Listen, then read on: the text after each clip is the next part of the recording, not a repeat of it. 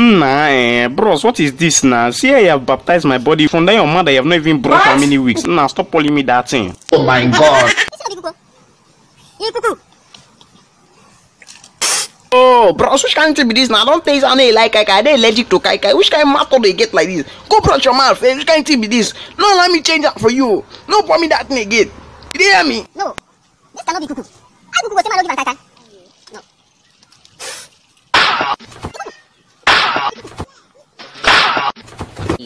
What? Phone time? I want to hear of this. Me.